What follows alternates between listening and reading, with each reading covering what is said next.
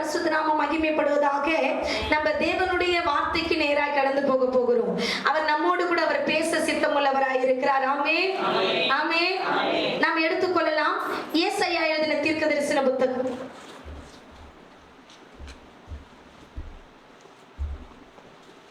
ஏசாயா எழுதின தீர்க்கதரிசன புத்தகம் 28ஆம் அதிகாரம். 28ஆம் அதிகாரத்துல 29வது வசனத்தை நீங்கள் வாசிங்க. இதுவும் சேனைகளின் கர்த்தராலே உண்டாகிறது. இதுவும் சேனைகளின் கர்த்தராலே உண்டாயிருக்கிறது. அவர் ஆலோசனையில் ஆச்சரியமானவர். ஆலோசனையிலே ஆச்சரியமானவர். செயலில் மகத்துவமானவர். செயலில் மகத்துவமானவர். அல்லேலூயா, அல்லேலூயா. இந்த மாதம் கர்த்தர் உங்களுக்கு வாக்கு கொடுக்கிறார். நான் உனக்கு ஆலோசனை கொடுப்பேன். ஆமென், ஆமென். இது பாத்தீங்கன்னா ஆலோசனை கொடுப்பா. அடுத்தது சொல்றாரு, உனக்காக அவர் செயல்பட ஆரம்பிக்க போகிறார், கிரியை செய்ய போகிறார். ஆமென். ஆலோசனை கொடுக்கிறது மாத்திரமல்ல, தேவ ஆலோசனை இந்த மாசம் யாரெல்லாம் கேக்குறீங்களோ உங்களுக்காக கர்த்தர் வேலை செய்ய போகிறார். ஆமென், ஆமென். இன்னைக்கு ஆண்டவர் உங்க கூட ஒரே ஒரு காரியத்தை பேசுறாரு. நான் உனக்கு ஆலோசனை கொடுப்பேன். அந்த ஆலோசனையை கேட்டு நடந்தா நான் எழுந்து உனக்காக கிரியை செய்வேன். ஆமென். அவர் மடங்கி படுத்திருக்க மாட்டார். மகத்துவத்தை இந்த மாசம் உங்களுக்கு காட்ட போகிறார், கிரியை செய்ய போகிறார், வேலை செய்ய போகிறார் இந்த மாதம் உங்களுக்கு. ஆமென், ஆமென், ஆமென். பக்கத்துல கையை பிடிச்சு சொல்லுங்க, கர்த்தர் ஆலோசனையை கேளுங்க, அவர் உங்களுக்காக வேலை செய்வார். அல்லேலூயா, அல்லேலூயா. கர்த்தருடைய ஆலோசனை இந்த மாசம் உங்களுக்கு கொடுக்கப்பட போகிறது. அருமையான தேவனுடைய பிள்ளைகளே, இங்க சொல்லப்பட்டிருக்குது. இந்த புத்தகத்தை நீங்க பாத்தீங்க அப்படின்னா, இன்னைக்கு நம்ம இன்ட்ரோடக்ஷன் தான் பார்க்க போறோம். ஞாயிற்றுக்கிழமை தான் ஃபுல் செய்தி நம்ம கேட்க போறோம். ஆனா நான் இதுல எதுக்காக கர்த்தர் இந்த வசனத்தை இந்த ஜனங்களுக்கு சொல்றாரு அப்படின்றத நான் உங்களுக்கு சொல்றேன். நீங்க பாத்தீங்கன்னா இந்த 28வது அதிகாரம் ஏசாயாவின் புத்தகத்திலே 28வது அதிகாரத்திலே 2 காரியத்தை குறித்து சொல்லப்பட்டிருக்கிறது. 2 ஜனங்களை குறித்து. ஒண்ணு பாத்தீங்கன்னா எப்ராயிம். எப்ராயிமை குறித்து கர்த்தர் பேசுகிறார். எப்ராயிம் என்பது இஸ்ரவேல் 10 கோத்திரம். 10 கோத்திரத்தை குறித்து கர்த்தர் பேசுறாரு. அடுத்தது பாத்தீங்கன்னா யூதா. சாலமோன் நாட்கள் முடிந்த உடனே அவருடைய மகனுடைய நாட்கள் வந்த போது என்ன ஆச்சு அப்படின்னு பாத்தீங்கன்னா, இஸ்ரவேல் கோத்திரங்கள் 2ஆ பிரிஞ்சிச்சு. 2ஆ என்ன பண்ணுச்சு? பிரிஞ்சிருச்சு. பிரிஞ்ச உடனே இந்த கோத்திரங்கள் கடவுளுக்கு விரோதமாக பாவம் செய்தார்கள். அப்பொழுது கர்த்தர் பாத்தீங்கன்னா ஆண்டவர் என்ன பண்ணார் அப்படின்னா தீர்க்க தரிசனத்தை உரைக்கிறார். ஓசியா தீர்க்க தரிசன புத்தகமும் இந்த 28வது அதிகாரத்துக்கும் சம்பந்தம் உண்டு. நம்ம பார்க்கிறோம். ஓசியா தீர்க்க தரிசன புத்தகத்தில் ஆண்டவர் சொல்லுவார், எப்ராயிமே நான் உன்னை எப்படி கைவிடுவேன், எப்படி நான் உன்னை ஒப்பு கொடுப்பேன்னு சொல்லுவார். அப்புறம் ஓசியாவிலே ஆண்டவர் சொல்லுவார், எப்ராயிம் திருப்பி போடாத அப்பமாய் இருக்கிறான். ஒரு பக்கம் எந்த பக்கம் போறானோ அந்த பக்கமா மாறிடும். அந்நிய தேசத்து ஜனங்களோட கலந்துட்டானா எப்ராயிம் அந்நிய தேசத்தை போல மாறிடும். குடிக்கிறவங்க கூட போனானா குடிக்கிறவன் மாதிரியே மாறிடும். பொய் சொல்றவங்க கூட போனா பொய் சொல்ற மாதிரியே மாறிடும். திருடுறவங்க கூட போனா திருடுற மாதிரியே மாறிடும். அதனாலதான் கர்த்தர் சொல்றாரு, எப்ராயிம் திருப்பி போடாத ஒரே பக்கமா இருக்கு. அடுத்தது எப்ராயிம் கொண்டல் காற்றை என்ன பண்றான்? சுவாசிக்கிறான் அப்படின்னு சொல்லிட்டு நிறைய எப்ராயிமை குறித்து ஓசியாவிலே சொல்லப்பட்டிருக்கும். அந்த காரியத்தை தான் இந்த இடத்துல சொல்லப்பட்டிருக்கிறது. இந்த இஸ்ரவேல் ஜனங்கள் எப்ராயிம் என்ன பண்ணாங்க, யூதா என்ன பண்ணாங்க? ஆலயத்துக்காக பிரித்தெடுக்கப்பட்டவன், தேவனுடைய ஊழியத்துக்காக பிரித்தெடுக்கப்பட்ட யூதா என்ன செய்தான்? இஸ்ரவேல் ஜனங்கள் என்ன செய்தாங்க? அதை குறித்து தான் நான் இன்னைக்கு சொல்ல போகிறேன். முதல்ல பாத்தீங்கன்னா முதல் வசனத்துல இருந்து 8வது வசனம் வரைக்கும். எப்பிராயீமுடைய வெறியரின் பெருமையான ஐயோ, மதுபானத்தால் மயக்கம் அடைந்தவர்களின் செழிப்பான பள்ளத்தாக்களுடைய கொடுமுடியின் மேலுள்ள அலங்கார ஜோடிப்பு வாடி போகும் புஷ்பமே, இதோ ராணியும் வல்லமையுடைய ஒருவன் ஆண்டவரிடத்தில் இருக்கிறான். அவன் கல்மலை போலவும் சங்கார புசல் போலவும் புரண்டு வருகிற பெருவெள்ளம் போலவும் வந்து போதும். எங்க பாருங்க, 1ல இருந்து 8 வரைக்கும் எழுதிக்கிங்க. எப்ராயிம் இஸ்ரவேல் ஜனங்களுக்கு கர்த்தர் சொல்லுகிறா, பாவத்தை உணரு. 1ல இருந்து 8 வரைக்கும் பாவத்தை உணரு. எழுதிட்டீங்களா? இதுல இருக்கிற காரியத்தை உங்களுக்கு நான் சொல்றேன். எப்ராயிம் எப்படி இருக்கிறான் அப்படின்னு பாத்தீங்க அப்படின்னா, அவன் குடித்து வெறித்து இருக்கிறான். அல்லேலூயா. அவன் நினைச்சிட்டு இருக்கிறான், நான் இருக்கிற இடம் பாதுகாப்பான இடம். அழகா சொல்லப்பட்டிருக்கு, அந்த மாளிகை எப்படி இருக்குதா, ஜோடிக்கப்பட்டு இருக்கிறது. எப்படிப்பட்ட ஜோடிக்கப்பட்டு இருக்குது அப்படின்னு பாத்தீங்கன்னா, புஷ்பத்தாலே ஜோடிக்கப்பட்டிருக்கு. பூவால அலங்கரிச்சா ரொம்ப அழகா இருக்கும். ஆனா அந்த பூ காலையில அழகா இருக்கும், மாலை வந்த உடனே, வெயில் பட்ட உடனே அது வாடி போகும் என்பதை அவன் அறியாது இருக்கிறான். கர்த்தர் சொல்லுகிறார், அவனுடைய கொடிமுடி புஷ்பத்தை போல இருக்கிறது, ஆனாலும் வெயில் பட்ட உடனே அவன் வாடி போகிறான். ஆனா எப்படி இந்த பூ வாடி போகிறதோ அதே மாதிரி அவன் வாடி போவான். காரணம் என்னன்னு பாத்தீங்க அப்படின்னா, பாவத்தை உணராதவன் பாவத்திலேயே மரித்து போகிறான். பாவத்தின் சம்பளம் மரணம். ஆமென், ஆமென். பாவத்தினுடைய சம்பளம், பாவத்துக்கு கூலி என்னன்னா மரணம் தான். பாவம் மரணம். இவன் வாழ்க்கையில நான் பாதுகாப்பான இடத்துல இருக்கிறேன், அதனால என்ன ஒண்ணும் பண்ண முடியாதுன்னு நினைக்கிறான். ஆனா அவன் வாடி போகிறான், அதை அவன் உணராது இருக்கிறான் என்று கர்த்தர் சொல்லுகிறார். அல்லேலூயா, அல்லேலூயா. பாருங்க, நம்ம வாழ்க்கையில நம்ம சரீரத்துல ஒரு பலவீனம், உள்ள அளவுல பலவீனம் வரும்போது, உள்ள அளவுல நம்முடைய அவை ஏதோ ஒண்ணு பாதிக்கப்படும் போது உடனே நம்மளுக்கு காட்டாது. ஒண்ணு ஏதாவது பழுதாயிடுச்சோ, இல்ல கிட்னியோ, இல்லைன்னா நுரையீரலோ ஏதோ ஒண்ணு பழுதாக இருக்கிறது அப்படின்னா உடனே காட்டாது. ஒவ்வொரு ஸ்டெப் பையா என்ன பண்ணும், காட்டும். கடைசியா என்ன ஆயிடும், பெரிய லெவல்ல கொண்டு போய் விட்டுடும். அதோடைய சிம்டம் நமக்கு தெரியாது. இந்த ஜனங்களை விட்டு கர்த்தர் கொஞ்சம் கொஞ்சமா போக ஆரம்பிக்கிறா. உணராத நாங்க எப்படி இருக்கிறோம் அப்படின்னா, ஒரு பாதுகாப்பான இடத்துல இருக்கிறோம், ஒரு கோபுரத்துல இருக்கிறோம், அதனால எங்க யாரும் அசைக்க முடியாதுன்னு இந்த ஜனங்க நினைக்கிறாங்க. கர்த்தர் சொல்றாரு, ஒரு பெரும் வெள்ளம் வந்து, பெரும் காற்று வந்து உன்னை அடித்து போயிடும். இயற்கைக்கு முன்பாக, கர்த்தருக்கு முன்பாக ஒரு மனுஷன் நிலை நிற்கவே முடியாது. இயற்கைக்கும் கர்த்தருக்கு முன்னாடி என்ன பண்ண முடியாது, ஒரு மனுஷன் நிலை நிற்கவே முடியாது. நம்ம எங்க போய் நின்னாலும் அவர் தயவு இல்லைன்னா நம்மளால வாழவே முடியாது. ஆமென் சொல்லுங்களேன். அல்லேலூயா. இந்த ஜனங்க சொல்றாங்க, நாங்க நல்லா இருக்கிறோம், செழிப்பா இருக்கிறோம் அப்படின்றாங்க. 4வது வசனம் வாசிமா.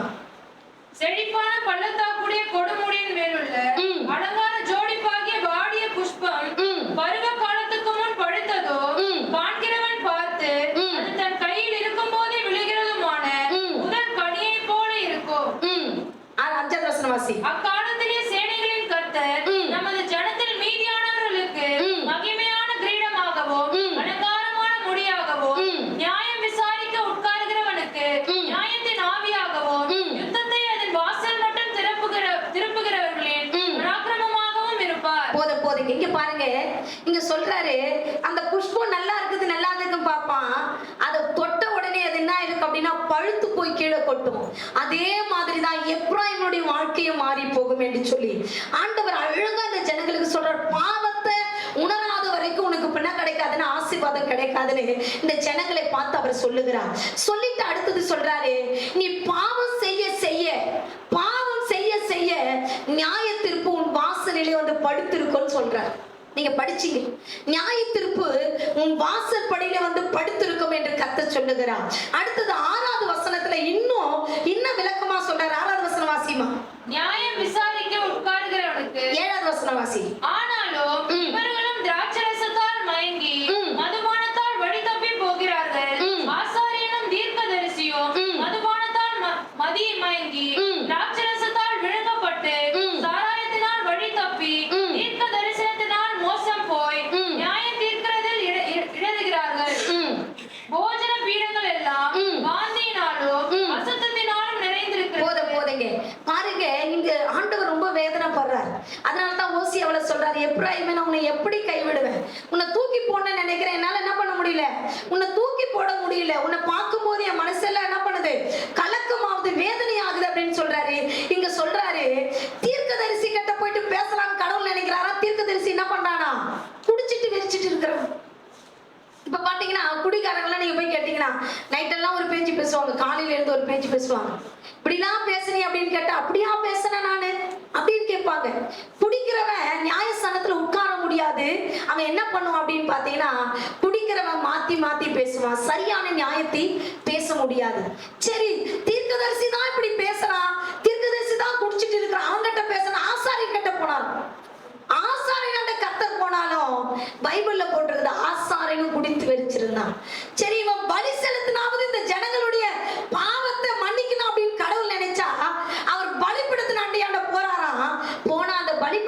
பலிபீடத்தில 2 இருக்குதான், வாந்தியும் அசுத்தமும் இருக்கிறதாம். ஆமென்.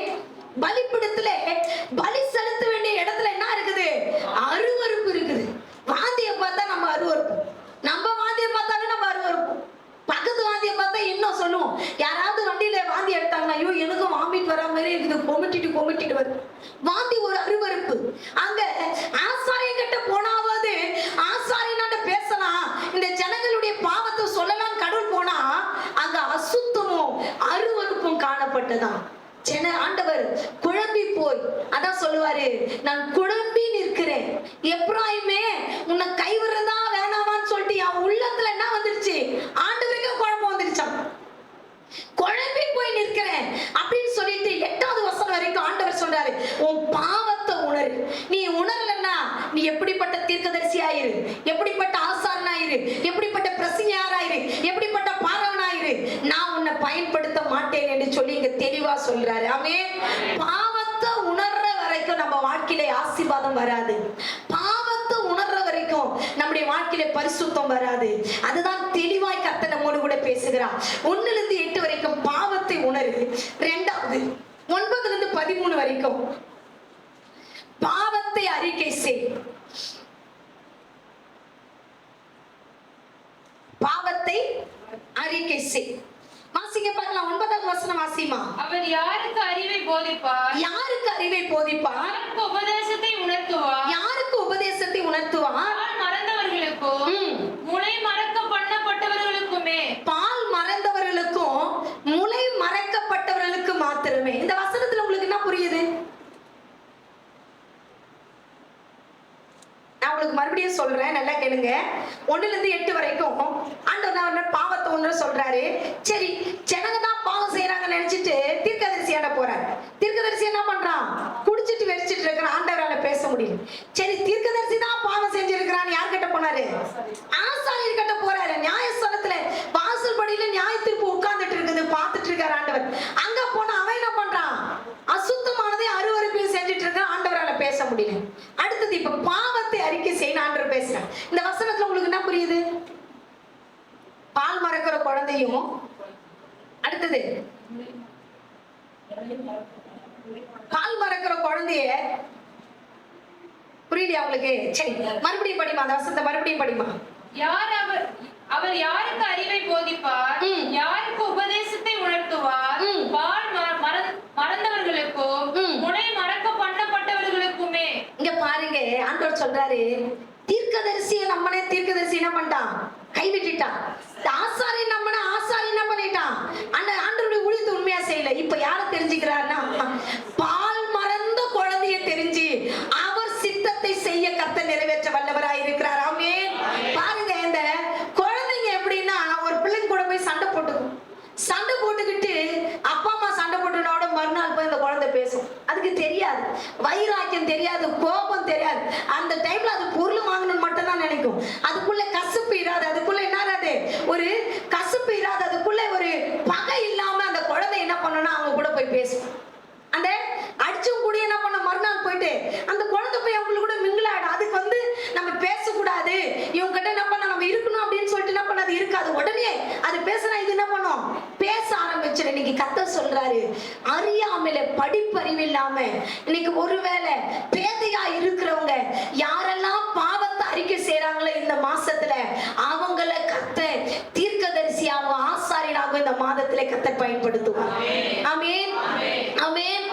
பாவத்தை யாரெல்லாம் அறிக்கை செஞ்சு எப்படி சொல்லுவாங்க, வெகுளித்தனமா இருக்கிறாங்க, அவங்க என்ன பண்ணுவாங்க, யார் மேலே கசப்பா இல்ல, யார் மேலே என்ன பண்ணல வன்மமா இல்லாம இருக்கிறாங்கன்னு சொல்லிட்டு யார் தன்னை முழுசா கொடுத்துட்டு யார் இருக்கிறாங்களோ அவங்க மூலமா கர்த்தர் இந்த மாதம் அவருடைய சித்தத்தை செய்ய வல்லவராய் இருக்கிறார். ஆமென்.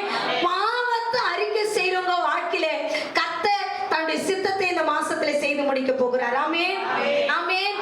அழகா சொல்றாரு, நான் பார்த்தேன், ஆசாரியனை பார்த்தேன் சரிப்படல, தீர்க்கதரிசியை பார்த்தேன் சரிப்படல, நான் இப்போ ஒரு ஆளை செலக்ட் பண்றேன். யார்? நான் பால் மறந்த குழந்தையை எடுத்து என் சித்தத்தை செய்ய வைப்பேன். பைபிள்ல நம்ம பார்க்கிறோம், பால் மறந்த ஒரு தம்பி என்ன பண்றான் அப்படின்னா ஆலயத்துக்கு வரான்.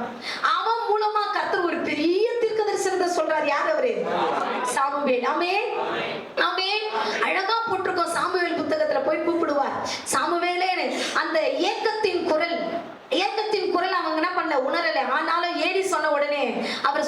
சாமுவேலே, என் இருதயத்தில் இருக்கதெல்லாம் உங்ககிட்ட சொல்றேன்.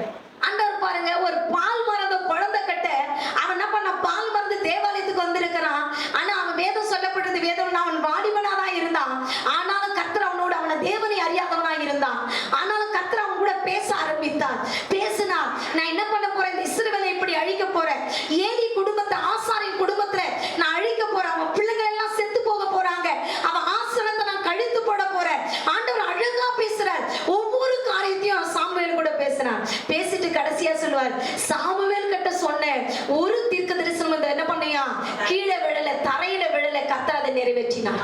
எனக்கு கர்த்தர் சொல்றார், அறிக்கை செய்கிறவன் அர்ப்பணிக்கிறவனுடைய வாழ்க்கையிலே கர்த்தர் தன்னுடைய வெளிப்படு இன்னைக்கு ரகசியத்தை இந்த மாசம் உங்களுக்கு வெளிப்படுத்த போகிறார். யாரெல்லாம் பாவத்தை அறிக்கை செஞ்சு ஆண்டவர் கிட்ட கிட்ட கிட்ட வரீங்களோ, கடவுள் உனக்கு கொடுத்த ஊழியத்தை உண்மையா இந்த மாசம் யாரெல்லாம் செய்றீங்களோ, உங்களுக்கு வெளிப்பாட கர்த்தர் கொடுக்க போகிறார். சொப்பனத்தை கர்த்தர் கொடுக்க போகிறார். அநேக காரியத்தை குறித்து உங்களுக்கு வெளிப்படுத்த போகிறார். யோசிச்சு பாருங்க, ஒரு பயங்கரமான தீர்க்க தரிசனத்தை சாமுவேலை கொண்டு கர்த்தர் பேசுறார். சாமுவேலை கொண்டு கர்த்தர் பேசுறார். ஆனாலும் அந்த தீர்க்க தரிசனத்தை அவன் ஏற்றுக்கொண்டு கர்த்தருக்காக தன் வாழ்க்கையை ஒப்பு கொடுத்தான். இன்னைக்கு ஆண்டவர் சொல்றாரு, உங்கள்கிட்ட பாவத்தை அறிக்கை செய். இதுல பாத்தீங்கன்னா நீங்க படிக்கணும். ஞாயிற்றுக்கிழமை உங்களை கேட்பேன். ஆண்டவர் சொல்லுவாரு, உபதேசத்தையும் கற்பனையும் மாறி மாறி மாறி உங்களுக்கு நான் பேசுறேன், ஆனா நீங்க கேட்க மாட்டேன்றீங்க. அழகா சொல்லுவார், கேட்க மாட்டேன்றீங்க. ஆனா நீ பாவத்தை அறிக்கை செஞ்சா மட்டும்தான் ஆண்டவர் உங்களுக்குள்ள ஒரு பெரிய மாற்றத்தை விட. பாருங்க, இந்த இஸ்ரவேல் ஜனங்க தம் பிள்ளைகளுக்கு என்ன பண்ணுவாங்க அப்படின்னா, என்ன பண்ணுவாங்கன்னா கட்டளை எல்லாம் சொல்லி கொடுப்பாங்க. 10 கட்டளை மட்டும் இல்ல, லேவி ராகமத்துல இருக்கிற எல்லா கட்டளைகளையும் சொல்லி கொடுத்து என்ன பண்ணுவாங்க அப்படின்னா, அந்த பிள்ளைங்க எழுந்த உடனே அந்த கட்டளைகளை சொல்ல வைப்பாங்க. கட்டளையை கற்றுக்கொண்டு அவங்க பாவத்தை உணராம போயிட்டாங்க. கட்டளைய மனப்பாடம் பண்ண அவங்க பாவத்தை அறிக்கை செய்யாம போயிட்டாங்க. அதனால கர்த்தர் என்ன பண்ண, பால் மறந்த குழந்தை எடுத்து பயன்படுத்துகிறான்னு சொல்ற. பாருங்க, அவர் சொல்றார், நான் புறச்சாதிலிருந்து கொண்டு வருவேன், பால் மறந்த குழந்தையை எடுத்து என்னுடைய சித்தத்தை செய்ய வைப்பேன் என்று கர்த்தர் என்ன பண்ணாரு, இந்த இடத்துல பேசுகிறார். அடுத்தது சொல்றாரு, வேற வாசிய பேசுறவன் என்ன பண்ணுவான் அப்படின்னா, வாசிமா 13வது வசனம் மட்டும் வாசிமா. ஆதலால் அவர்கள் போய் பின்னிட்டு விழுந்து நொறுங்கும்படிக்கும் கொண்டு பிடிபடும்படிக்கும் கர்த்தருடைய வார்த்தை அவர்களுக்கு கற்பனையின் மேல் கற்பனையோ, கற்பனையின் மேல் கற்பனையோ, பிரமாணத்தின் மேல் பிரமாணமோ, பிரமாணத்தின் மேல் பிரமாணமோ, இங்கே கொஞ்சமோ இங்கே கொஞ்சமுமாக இருக்கும். போதுங்க. 12வது வசனம் வாசிமா. இதுவே நீங்கள் இளைத்தவனை இளைப்பார பண்ணத்தக்க இளைப்பாறுதல். போதுங்க, போதும். இங்க பாருங்க, ஆண்டவர் சொல்றாரு, பாவத்தை அறிக்கை செய்யறவனுடைய வாழ்க்கையில நான் என்ன கொடுப்பேன்னா ஆசீர்வாதத்தை இளைப்பாறுதலையும் தருவேன் என்று சொல்லுகிறார். இன்னைக்கு ஆண்டவர் நம்ம கூட ஒண்ணு தெளிவா ஒண்ணு பேசுறாரு. பாவத்தை அறிக்கை செய்யறவனுக்கு புது வாழ்க்கை இருக்குது. நமக்கு எல்லாருக்கும் தெரியும், நீதிமொழிகள் 28ல சொல்லப்பட்டது, பாவத்தை மறைக்கிறவன் வாழ்வடைய மாட்டான். அவனுக்கு வாழ்வு கிடையாது. பாவத்தை மறைக்கிறவனுக்கு என்ன இல்ல, வாழ்வு இல்லை. ஆனா அறிக்கை செய்து விட்டுகிறவனுக்கு என்ன கிடைக்குதா, இரக்கம் கிடைக்குது. இரக்கம் கிடைச்சிட்டா போதும், அந்த இரக்கம் நம்மளுக்கு ஒரு புது வாழ்க்கையை கர்த்தர் கொடுப்பார். ஆமென், ஆமென். அடுத்தது மூணாவது காரியம் 14ல இருந்து 22 வரைக்கும், பாவத்தை விட்டுவிடு.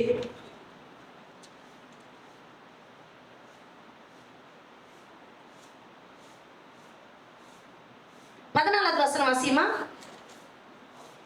ஆகையால் எருசலேமில் உள்ள இந்த ஜனத்தை ஆளுகிற நிந்தனைக்காரரே, கர்த்தருடைய வார்த்தையை கேளுங்கள். நீங்கள் மரணத்தோடு உடன்படிக்கையோ பாதாளத்தோடு ஒப்பந்தம் பண்ணினோ வாதை பெருவெள்ளமாய் புரண்டு வந்தார். போதுங்க.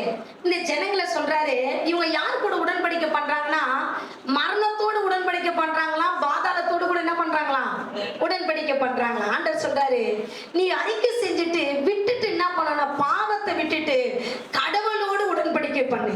ஆமென். பாவ அறிக்கை மட்டும் நம்ம வாழ்க்கையில முக்கியம். அது காட்டிலும் என்ன பண்ணணும், உடன்படிக்கை ஆண்டவரோடு கூட உனக்கு ஆண்டவருக்கு ஒரு உடன்படிக்கை இருக்க வேண்டும். ஆமென். ஆண்டவர் கூட நீங்க ஒரு உடன்படிக்கை பண்ணணும். ஆண்டவரே, என் பாவத்துல இருந்து என்னை வெளியே கொண்டு வந்துட்டீங்கன்னா நான் உமக்காக அதை செய்வேன். என்ன பண்ணணும், அவர் கூட என்ன பண்ணணும், நீங்க உடன்படிக்கை செய்ய வேண்டும். நம்ம உடன்படிக்கை ஆண்டவர் கூட தான் இருக்கணும், மனுஷன் கூட இருக்க கூடாது. இங்க யாரை குறிச்சு போட்டுனா, யூதா ஜனங்களை குறிச்சு தான் கர்த்தர் சொல்றான். இதுவரைக்கும் யாரும் சொன்னாங்கன்னா இஸ்ரவேலை சொல்றாங்க, இங்க யூதாவை சொல்றாங்க. யூதா எப்படி தெரியுமா, ஒரு பிரச்சனை, ஒரு யுத்தம் வந்துட்டா உடனே அந்நிய தேசத்தை பின்பற்றி போயிடுவாங்க. அந்நிய தேசத்தை பின்பற்றி பாவ உலகத்தோடு கூட உடன்படிக்கை பண்றாங்க, மரணத்தோடு உடன்படிக்கை பண்றாங்க, பாதாளத்தோடு. அந்நிய ஜனங்களோடு நீ கலந்து உபதேசம் பண்ணி அவங்களோடு கூட உங்களுடைய காரியத்தை நீங்க செஞ்சீங்கன்னா மரணமும் பாதாளமும் தான் உன் வாழ்க்கையிலே வரும். யூதா வேதம் சொல்லப்பட்டிருக்குது. யோசுவாவின் நாட்களிலே முடிந்த உடனே பாத்தீங்கன்னா ஒரு பெரிய யுத்தம் வருது. அந்த யுத்தம் வரும்போது அந்த ஜனங்க கேட்பாங்க, யார் யுத்தத்துக்கு போனோம்னு கர்த்தர் சொல்லுவாரு, யூதா எழுந்து புறப்படட்டும். யூதா புறப்படும் போது துதி எழும்ப ஆரம்பிக்கும். துதி எழும்பும் போது ஒரு பெரிய மாற்றம் வரும் என்று கர்த்தர் பேசினார். இன்னைக்கு கர்த்தர் சொல்லுகிறா, யூதா என்பது துதி என்று அர்த்தம். துதிக்கிற நீ அந்நிய ஜனங்களோடு கூட உன்னுடைய ஆலோசனை இருக்கக்கூடாது.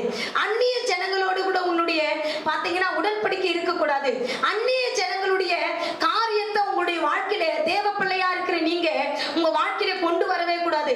அந்நிய ஜனங்களுடைய விக்கிரகம் உன் வாழ்க்கையில வரக்கூடாது. அந்நிய ஜனங்களுடைய சடங்காச்சாரம் உன் வாழ்க்கையில வரக்கூடாது. ஆமென், ஆமென். நீ யாரு? உடன்படிக்கை பண்ணப்பட்டவன், வேறு பிரிக்கப்பட்டவன். வேறு பிரிக்கப்பட்டவன் எப்பொழுதும் அவரோடு மாத்திரம் தான் இருக்கணும். உன்னுடைய உடன்படிக்கை அவரோடு இருக்க வேண்டும். உன்னுடைய ஆலோசனை அவரோடு கூட இருக்கணும். அந்நிய ஜனங்களோட உன் ஆலோசனை போயிடுச்சுன்னா உன் வாழ்க்கையிலே மரணமும் பாதாளத்தினுடைய காரியம் உனக்குள்ளே வந்துடும். ரொம்ப அழகா போட்டிருக்கோம் இது. இந்த படிக்கும் போது யூதா ஜனங்க அந்நிய ஜனங்களோடு கலவு வச்சுக்கிட்டாங்களாம், உறவு வச்சுக்கிட்டாங்களாம். இந்த உறவு அவங்கள தேவனை விட்டு பிரிச்சது. இன்னைக்கு நம்முடைய வாழ்க்கையில அந்நிய ஜனங்களோடு கூட நம்முடைய ஆலோசனை காரியம் இருக்கும்னா, அந்நிய ஜனங்களோடு நம்முடைய உறவு இருக்கும் அப்படின்னா ஆண்டவருடைய உறவு நம்மளை விட்டு பிரிந்து போய்விடும். இன்னைக்கு ஆண்டவர் அதான் சொல்றாரு, நீங்க பாதாளத்தோடும் மரணத்தோடு உடன்படிக்கை பண்றீங்க, அந்நிய ஜனங்க கிட்ட கலவுனா உனக்கு பாதாளமும் மரணம் கட்டாயம் வந்துடும். ஏன் கூட உடன்படிக்கை பண்ணுங்க. ஆண்டவர் சொல்றாரு, சீயோனிலே ஒரு கல் வைக்கப்பட்டு இருக்கிறது. வாசிமா, அடுத்த வசனம் வாசிமா, 16 வாசிமா. ஆதலால் கர்த்தராகிய ஆண்டவர் உரைக்கிறதாவது, இதோ அஸ்திபாரமாக ஒரு கல்லை நான் சீயோனிலே வைக்கிறேன். அது பரிசுத்தப்பட்டதோ வெளியேற பெற்றதோ திட அஸ்திபாரம் உள்ளதுமான மூளைக்கல்லா இருக்கும். விசுவாசிக்கிறவன் பதறான். விசுவாசிக்கிறவன் பதறான். ஆமென். ஆண்டவர் சொல்றார், சீயோன்ல ஒரு கல்லை வைக்கிறேன். இந்த கல் யார் அப்படின்னா கிறிஸ்து. எபேசியர்ல சொல்லப்பட்டிருக்கும், தள்ளப்பட்ட கல் மூளைக்கு என்ன ஆயிடுச்சு? அது தலைக்கல்லாய் மாறிச்சு. அது யாருன்னா கிறிஸ்து. ஆமென். மனுஷனாலே புறக்கணிக்கப்பட்ட கல் கிறிஸ்து. இந்த கல்லை எங்க வைக்கிறான்னா உன்னுடைய மாளிகைக்குள்ளே வைக்கிறார், அஸ்திபாரத்துக்குள்ளே வைக்கிறார். கிறிஸ்து உனக்கு ஆலோசனைக்காரரா இருக்கிறதுனால நீங்க என்ன பண்ணக்கூடாது அப்படின்னா அந்நிய ஜனங்களிடத்துல ஆலோசனை கேட்க கூடாது. அவரே உங்களை நடத்துவார். யூத ஜனங்க அதை தப்பு செஞ்சாங்க. கர்த்தர் சொல்றாரு, நான் உன்னை என்ன பண்றேன், உன் வீட்டுக்குள்ளே கிறிஸ்து என்கிற மூளைக்கல் இருக்கிறா. அவர் உன்னை என்ன பண்ண ஆலோசனை கொடுத்து நடத்துவார். நம்ம இயேசு கிறிஸ்துக்கு ஆலோசனையின் தேவன் என்று பெயர் இருக்கிறது. அதனால அவர் உன்னை ஆலோசனை கொடுத்து நடத்துவார். அதனால என்ன பண்ணாத, நீ கவலைப்படாதே என்று சொல்லி ஆண்டவர் பேசுறாரு. 20வது வசனம் நீங்க வீட்டுல போய் வாசிச்சீங்க, டைம் ஆயிடுச்சு. அதனால அடுத்தது பாத்தீங்கன்னா 23ல இருந்து 29 வரைக்கும் பரிசுத்தத்தை வாஞ்சி, அதனால் தேவ திட்டம் நிறைவேறும். ஆமென்.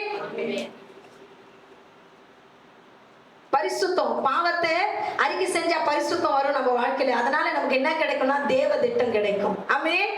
முதல்ல பாவத்தை உணரு, இரண்டாவது பாவத்தை அறிக்கை செய், மூணாவது என்ன பண்ண, பாவத்தை விட்டுவிடு. இதெல்லாம் நீ செய்யும் போது பரிசுத்தம் உனக்குள்ளே வரும். வாஞ்சி அதை வரும் உனக்குள்ளே. அடுத்தது ஆண்டவர் சொல்றாரு, தேவ திட்டம் நிறைவேறும். ஆமென், ஆமென். 23வது வசனம் வாசிமா. செவி கொடுத்து என் சத்தத்தை கேளுங்கள், நான் சொல்வதை கவனித்து கேளுங்கள். உழுகிறவன் விதைக்கிறதற்காக நாள்தோறும் உழுகிறதுண்டோ?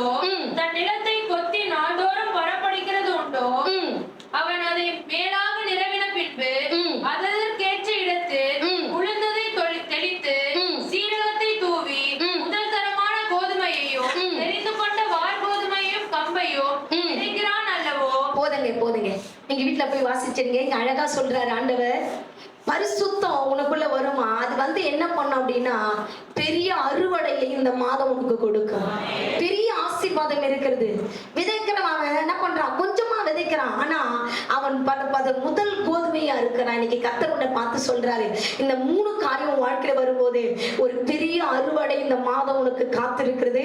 ஒரு பெரிய ஆசீர்வாதம் இந்த மாதம் உனக்கு காத்திருக்கிறது. இது எல்லாவற்றையும் நீ பெற்றுக்கொள்ள வேண்டுமான ஆலோசனை கர்த்தரிடத்துல கேட்க வேண்டும். இதுதான் கர்த்தர் உங்களோட பேசுறாரு. 29வது வசனத்தை வாசிமா. இதுவோ சேனைகளின் கர்த்தராலே உண்டாகிறது. அவர் ஆலோசனை நல்லவர். ஆமென். நல்லா கவனிங்க, இங்க ஆண்டவர் ரொம்ப தெளிவா நம்ம கிட்ட பேசுறாரு. இந்த மாசம் யாரெல்லாம் கடவுள் கிட்ட ஆலோசனை கேட்டு நடக்க போறீங்களோ, உங்களுக்காக உங்க குடும்பத்துக்காக ஒரு பெரிய அறுவடை காத்து கொண்டு இருக்கிறது, ஒரு பெரிய ஆசீர்வாதம் காத்து கொண்டு இருக்கிறது. அது யாராலையும் தடுக்க முடியாது. அது என்ன பண்றாரு ஆண்டவர், பூமியிலிருந்தே முளைக்க பண்ணுகிறார். அதை முளைக்க பண்ணி முதல் கோதுமையை, பெஸ்டான ஆசீர்வாதத்தை இந்த மாசம் உனக்கு கொடுக்க போகிறார். பெஸ்டான ஆசீர்வாதம் ஆண்டவர் அழகா சொல்றார். அவன் மேலதான் தூவறான், ஆனாலும் என்ன பண்றான், முதல் கோதுமையை அறுக்கிறான். நீ பிரயாசப்பட பட பட ஆலோசனை கர்த்தரிடத்துல கேட்க ஆண்டவர் சொல்றாரு, அவர் ஆலோசனையில எப்படிப்பட்டவரா இருக்கிறாரா? ஆச்சரியமானவர். ஆமென், ஆமென். செயல்களில் எப்படி இருக்கிறா? மகத்துவமானவரா. இந்த மாசம் உனக்கு ஆலோசனை சொல்ல போறாரு, கிரியை செய்ய போறாரு, வேலை செய்ய போறாரு ஆண்டவர் உனக்காக. ஆண்டவர் கிட்ட சொல்லுங்க, ஆண்டவரே எனக்கு ஆலோசனை சொல்லுங்க, இந்த மாசம் ஆலோசனை சொல்லுங்க. நான் எப்படி நடக்கணும், என் குடும்பத்தை எப்படி நடத்தணும், இந்த பிரச்சனை நான் எப்படி பேஸ் பண்ண, எனக்கு ஆலோசனை கொடுங்க. எனக்கு பைபிள் மூலமா பேசுங்க, ஊழியக்கார மூலமா பேசுங்க அப்படின்னு ஆண்டு கேளுங்க. ஆண்டு நிச்சயமா அந்த மாசம் கூட பேசுவா. இந்த பிரச்சனை நான் எப்படி ஹேண்டில் பண்ணணும், என்கிட்ட பேசுங்க. இந்த காரியத்தை நான் எப்படி நடத்தணும், என் கூட பேசுங்கன்னு கேளுங்க. ஆண்டவர் உங்களுக்கு சரியான ஆலோசனை இந்த மாசம் கொடுக்க போறாரு, உங்களை நடத்த போகிறார். ஆமென், ஆமென். இந்த மாசத்தினுடைய வாக்குத்தத்தம், அவர் ஆலோசனையிலே ஆச்சரியமானவர், செயல்களிலே மகத்துவம் உள்ளவர். இந்த அதிகாரத்துல என்ன இருக்குதுன்னு உங்களுக்கு சொல்லிட்டு நீங்க வீட்டுல படிங்க. ஆலோசனை யாருக்கெல்லாம் கொடுத்தாரு அப்படின்றத நம்ம ஞாயிற்றுக்கிழமை நம்ம பார்க்கலாம். நம்ம எல்லாம் முழங்கால் படிக்கிட்டு ஜெபிக்கலாம். எங்களை நேசிக்கிறவரே, நல்ல வேலைக்காக நன்றி அப்பா. நீர் எங்களோட பேசுகிற கர்த்தர். ஆண்டவரே, மனுஷ முகத்தை பார்க்கிறார், நீங்க எங்க ஆண்டவர் இருதயத்தை பார்க்கிறவர். வேதம் சொல்லப்பட்டது, நீர் ஆலோசனை பிரபு, சமாதான கர்த்தர் என்று சொல்லப்பட்டது. என் ஆண்டவரே, அடியாளுக்கும் என் விசுவாச பிள்ளைகளுக்கும் வாலிப பிள்ளைகளுக்கும் திருமண ஆனவங்களுக்கும் வயதானவங்களுக்கும் இந்த மாசக்குள்ள ஆலோசனை கொடுங்கப்பா. ஆலோசனை கூடத்துல பெற்றுக்கொண்டு நாங்க உமக்காக வாழ உதவி செய்யும், பலப்படுத்தும். இயேசுவின் நாமத்தில் பிதாவே. நம்ம எல்லாம் சேர்ந்து சொல்லலாம்.